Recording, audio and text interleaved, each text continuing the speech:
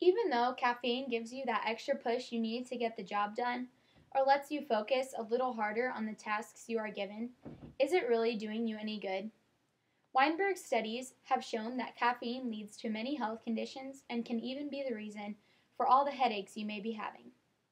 Although you're looking at picking up that Snicker bar to help your body stay alert, your body isn't going to be thanking you down the road. Caffeine has a reputation of being bad for the heart, according to Weinberg.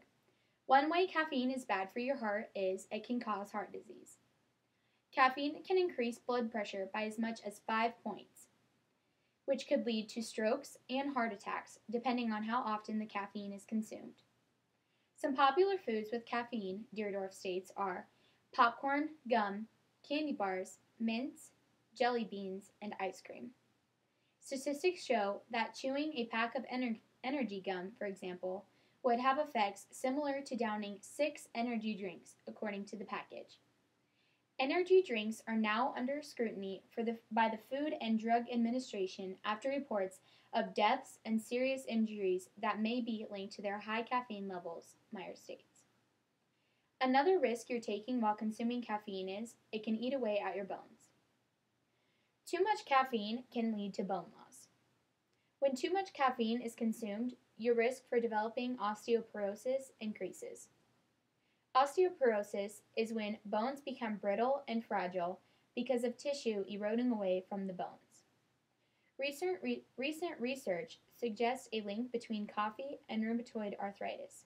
This is because coffee is a type of caffeine. A 16-ounce cup of Starbucks Pike Place Roast contains 330 milligrams, according to Norwood. When your daily caffeine intake should be 300 to 400 milligrams, that's pretty crazy. So by this one cup, you're getting your daily caffeine intake. Hopefully this makes you realize that you're taking in way too many milligrams of caffeine, and this will hopefully make you want to reduce your intake. Headaches can also happen by drinking or eating too much caffeine. Weinberg's studies have also shown that caffeine can trigger migraine headaches and might also be associated with chronic back pain. I believe this is true because of a personal experience I had. I used to drink a lot of pop and I would stay awake for hours, and the next morning I would wake up with a headache. I decided to start drinking less pop, and that also caused me to have a headache. That was because my body was used to having so much caffeine a day that it was actually unusual and rare for my body to not consume as much. According to Reed in 2005, it's the world's most popular psychoactive drug, buzzing our brains, fraying our nerves, robbing our sleep, and we simply refuse to survive without it. Having excess amount of caffeine to keep you awake will eventually cause you to have a headache, and that will keep you up at night. It buzzes people's brains and can make people hyper, which will in turn make them lack focus when all they wanted to do was focus.